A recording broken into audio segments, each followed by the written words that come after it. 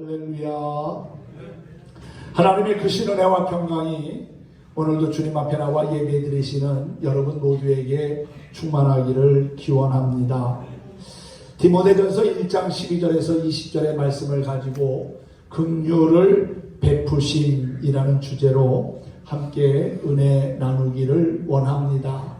긍휼이라고 하는 단어는 불쌍하고 가엾게 여겨서 도와준다는 뜻입니다. 연약한 우리 인생을 불쌍히 여기시고 도우시는 하나님이 오늘도 우리와 함께 하시며 은혜 베푸심을 믿으시기를 바랍니다.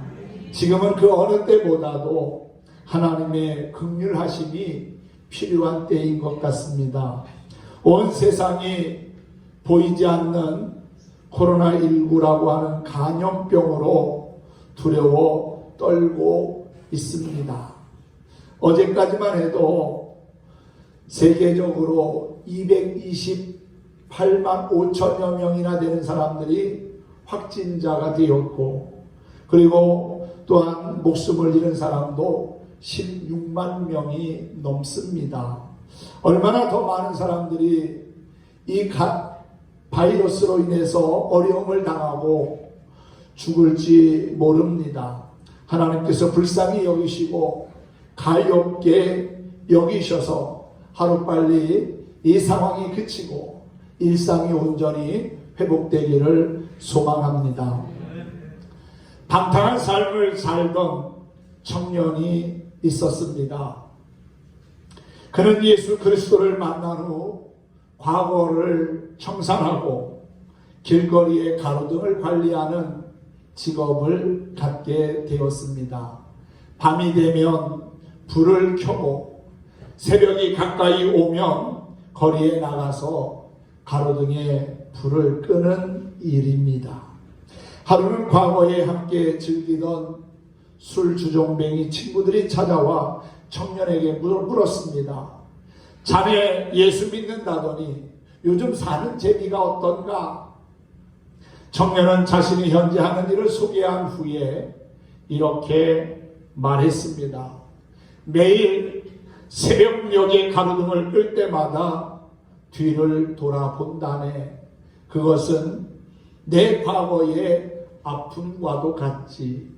그러나 아직 꺼지지 않은 앞쪽 등불의 긴 행렬을 보며 나는 희망을 갖게 되지. 그것은 내 미래의 모습이기 때문이야. 그때 친구들이 조롱하듯 되물었습니다. 이 멍청한 친구야. 그러면 마지막 등불이 꺼지면 그땐 어디로 갈 건가? 청년이 웃으며 대답했습니다. 걱정하지 말게. 마지막 등불이 꺼지면 새벽빛이 밝아온다네. 그땐 등불이 필요 없지.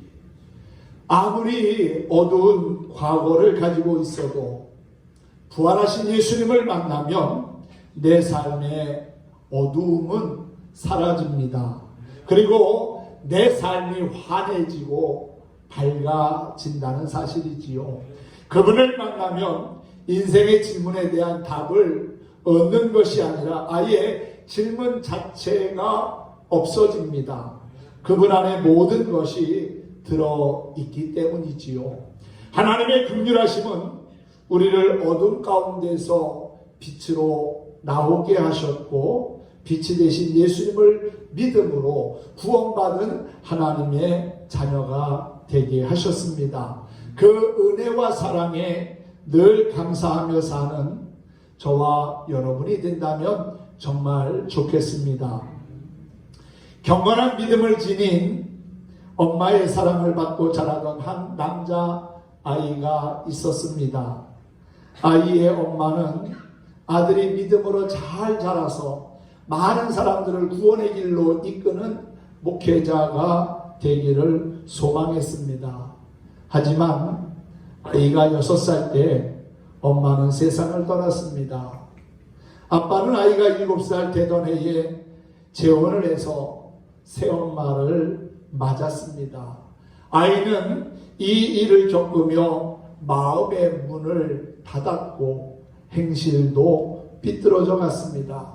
악한 행동을 서슴지 않고 행하였습니다. 결국 장성한 아이는 사람을 인신매매하는 노예 상인이 되었습니다. 어느 해 그는 아프리카에서 노예 무역을 마치고 고향으로 돌아가던 중 큰 폭풍우를 만나 배가 파손하는 위급한 상황을 만납니다. 그는 위기 속에서 자신도 모르게 주여 내게 긍휼과 자비를 베풀어 주옵소서라며 기도했습니다. 기도하면서 하나님이 악한 죄를 지은 자신의 기도를 들어주지 않으실 거라는 생각이 들기도 했습니다. 그러나 그의 간절한 기도는 응답되어 폭풍우 속에서 살아남게 됩니다. 그 사건 이후에 그는 하나님이 정말 살아계시고 또한 자신을 기억하고 계시다는 것을 확신하게 되었습니다. 그는 어떤 죄인이라도 용서하시는 하나님의 은혜를 경험한 후 예수님을 구주로 영접하고 하나님의 놀라운 은혜와 사랑을 전하는 예수의 증인이 되었습니다. 나이가 들어 죽음이 가까이 옴을 느낄 때 그는 이런 말을 남깁니다. 다른 것은 다 잊어도 내가 죄인이라는 것과 또한 내가 죄에서 구원받았다는 것은 결코 잊을 수 없다라고 고백했습니다. 이 사람이 바로 우리가 즐겨 부르는 찬송 305장 나 같은 죄인 살리신 어메이징 그레이스라는 찬송시를 쓴 존 뉴턴입니다. 찬송 305장 찬양 왼쪽 윗부분에 보면은 이 찬송을 쓴 작사자의 이름이 기록되어 있고요. 그리고 1779년에 이 시가 쓰여졌다는 표시가 되어져 있는 것을 보게 됩니다. 나 같은 죄인 살리신 그 하나님의 은혜가 정말 귀하고 놀랍다고 하는 그 찬송의 고백이 오늘을 살아가는 우리 모두의 고백이 되었으면 합니다. 같이 1절만 한번 같이 불러볼까요? 305장 나 같은 죄인 살리신 1절 같이 한번 불러보십시다.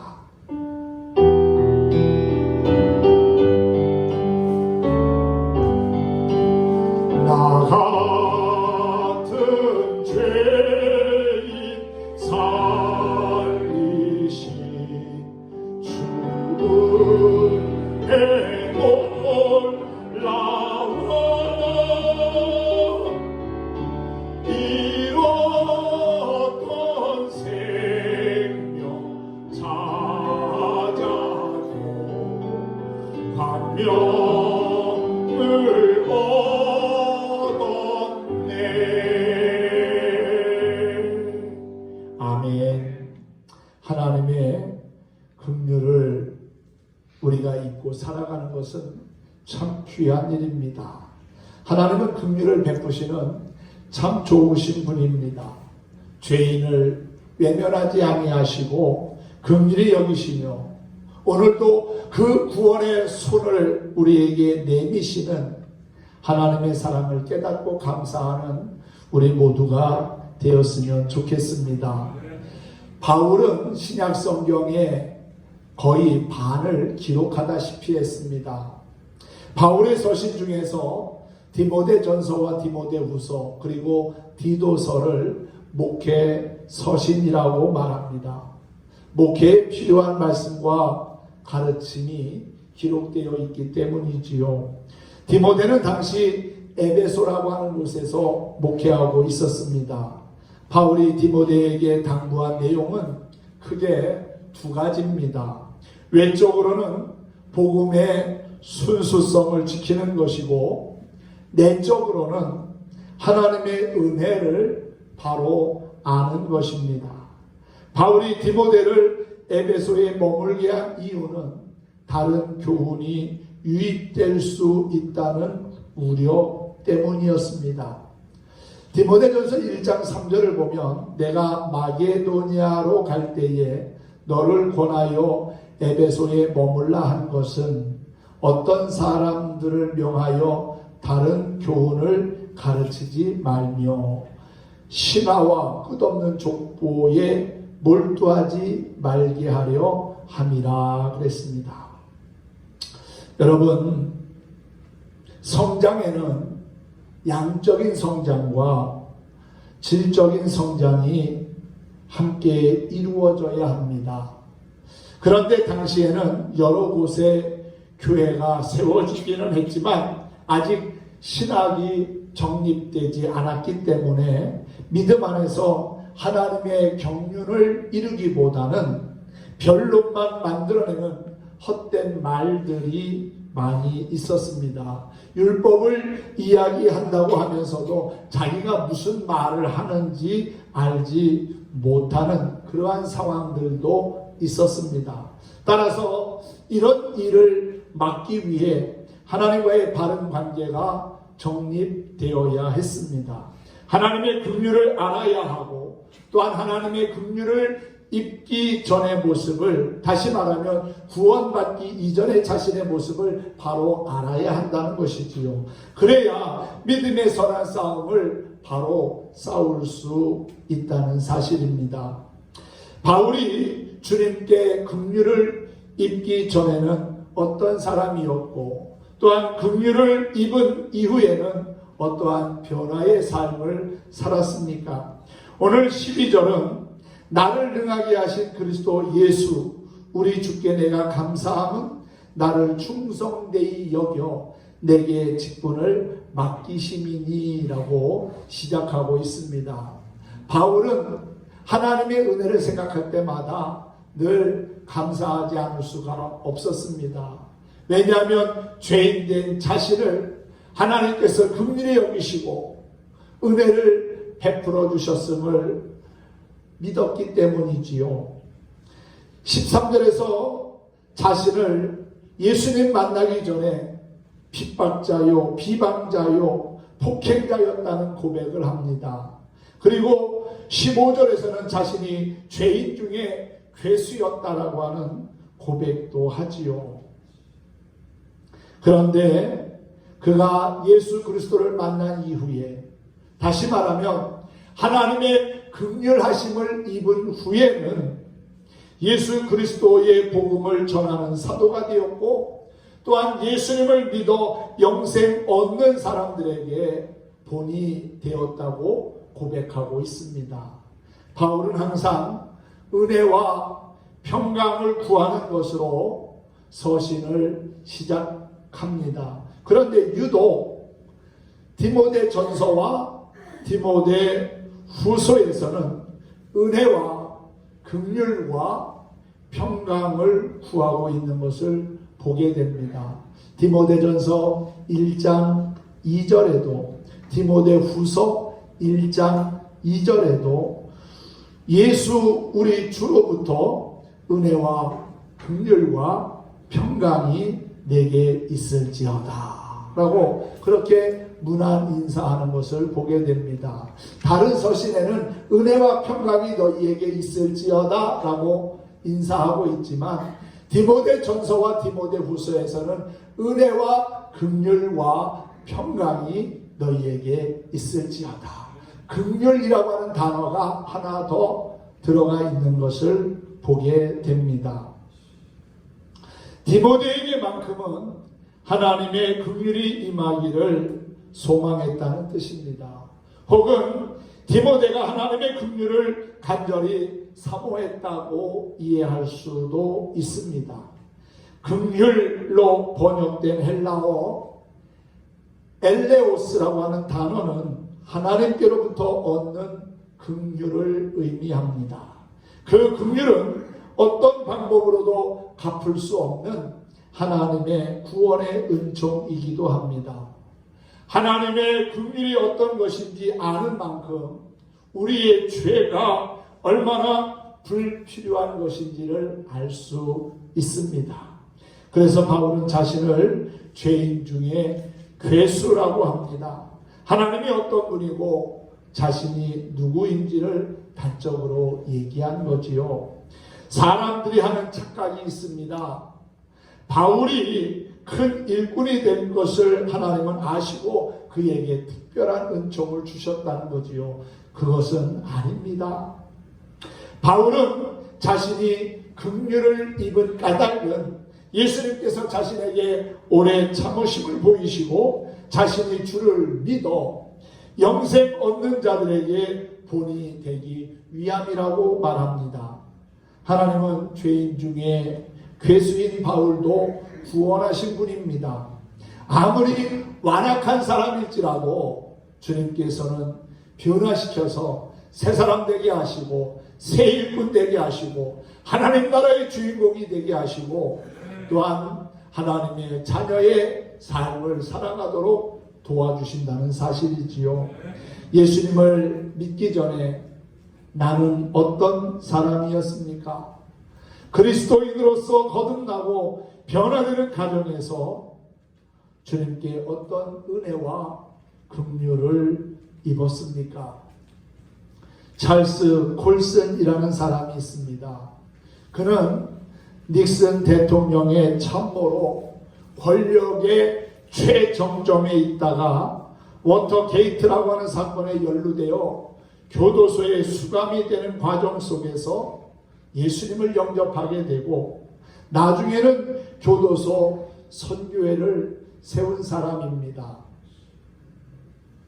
워터게이트라고 하는 건물에 사람들이 몰래 들어가서 도청장치를 하고 감시하는 일을 한 것이 발각이 됐습니다. 그리고 그 사건의 배후에는 백악관이 연루되어져 있다는 것이지요. 그래서 온 세상이 발칵 뒤집혔던 사건이 워터게이트 사건입니다. 그 사건 때문에 찰스 콜슨이라는 사람이 백악관에서 하루아침에 감옥에 가게 된 겁니다. 그는 백악관에서 감옥까지라는 책에서 하나님을 모르는 사람의 공허한 삶과 그리스도인이 된다는 것이 무엇을 의미하는지를 이야기합니다. 하나님과 동행하는 삶이 얼마나 복 있는 삶인지를 알기 위해서는 하나님을 알지 못했던, 하나님을 믿지 않았던 자신의 과거에 대한 분명한 인식이 있어야 한다는 것이지요. 하나님을 모르는 사람의 문제는 하나님을 믿지 않는 것이 아닙니다. 그들은 아무 것이나 다 믿으려고 합니다. 이 세상 온갖 허탄한 것들에 스스로 가치를 부여해서 거기에 인생의 목표를 걸고 살아가기에 그 삶은 결국 허무할 수밖에 없다는 것이지요. 하지만 하나님을 아는 우리는 다릅니다. 우리는 빛과 어둠을 구별할 줄 알고 생명과 사망을 구별할 줄 압니다. 또한 거룩함과 죄가 무엇인지를 알지요. 만약 우리의 삶 속에서 빛과 생명과 거룩함이 드러난다면 그것은 내가 잘나서 그런 것이 아니라 주님의 은혜인 줄로 믿습니다. 긍휼을 베푸시는 주님의 은혜로 말미암아 우리는 빛된 삶을 살아가게 된 것이고 생명의 소유자가 되었고 그리고 또한 거룩한 하나님의 자녀가 되었다는 사실이지요. 바울은 주님의 긍휼을 입은 디모데에게 어떠한 삶을 살라고 권면하고 있습니까? 긍휼을 입은 성도는 어떠한 태도와 자세를 가지고 살아가야 할까요? 바울은 디모데에게 오늘 말씀 18절을 보면은 선한 싸움을 싸우며 19절에 믿음과 착한 양심을 가지라고 권면합니다. 이는 하나님의 긍휼하심을 입은 성도가 순종하며 취할 마땅한 태도라는 것이지요. 긍휼을 입은 자는 나중에 예수님을 믿어 영생 얻는 자들에게 본이 되어야 합니다. 그러기 위해서는 선한 싸움을 싸우고 믿음과 착한 양심을 가지기를 힘써야 한다는 것이지요. 995년 전에 1095년 교황 우르반 2세 때 십자군 전쟁이 일어났습니다. 주가 원하신다라고 하는 지도자의 말 한마디에 성지 예루살렘을 회복하기 위해 군인들이 벌떼처럼 모여들었습니다. 아마 그들은 자신들이 하는 전쟁이 하나님이 원하시는 전쟁, 하나님이 맡기신 전쟁이라고 확신했을 겁니다. 바울이 말한 선한 싸움은 그런 싸움이 아닙니다. 사람을 죽이는 정복의 싸움이 결코 아니라는 거지요. 바울은 오늘 18절에서 디모데에게 내가 내게 이 교훈으로 명하노니 전에 너를 지도한 예언에 따라 그곳으로 선한 싸움을 싸우라고 말합니다. 바울이 말한 교훈은 앞에서 나온 내용, 즉 사람들로 하여금 믿음 안에서 하나님의 경륜을 이루게 하는 겁니다. 선한 싸움을 하는 내용과 기준은 다른 것이 아닌 하나님의 말씀입니다. 또한 믿음과 착한 양심을 가져야 합니다. 세상 사람들은 뭐로 가도 서울만 가면 된다고 말합니다. 목적을 이루는 것을 중요하게 여깁니다. 물론 목적을 이루는 것 결과 중요하지요. 하지만 결과까지 가는 과정 무시하면 안 됩니다. 죄악된 방법으로, 옳지 않은 방법으로 결과만 아름답게 만들면 됩니까? 아닙니다. 결과도 중요하지만 그 결과에 이르는 과정도 선해야 합니다. 그것이 죄로 오염되고 악한 것이 개입된다면 아무리 결과가 좋아도 하나님 앞에 인정받을 수 없다는 것이지요.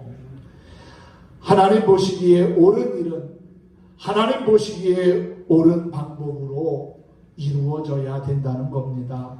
선한 싸움을 싸운다는 이유만으로 모든 것을 합리화해서는 안 됩니다. 믿음과 선한 양심은 선한 싸움을 싸우는 도구이지요. 그러므로 그리스도인은 세상 사람들과 다른 원리로 이 세상을 살아가야 합니다. 사도 바울은 로마서 12장에서 이 세대를 본받지 말고 하나님의 선하시고 기뻐하시고 온전하신 뜻을 따라 살아갈 것을 권면하고 있습니다. 그것이 바로 선한 싸움이라는 거지요. 선한 싸움은 특정한 형태를 갖고 찾아오지 않습니다. 우리가 신앙인으로서 이 세상을 살아가는 자체가 선한 싸움을 하는 겁니다. 선한 싸움을 싸우지 않고 있다면 세상 사람들과 똑같이 살고 있다는 뜻이지요. 선한 싸움에는 특징이 있습니다. 이 세상 싸움은 싸우는 사람이 드러나지만 선한 싸움은 예수님이 드러납니다. 물리적인 싸움이 아니라 영적인 싸움이기 때문에 그렇습니다. 자칫 영적인 싸움과 물리적인 싸움을 혼돈해서 세상에서 말하는 승리에 속으면 안 됩니다.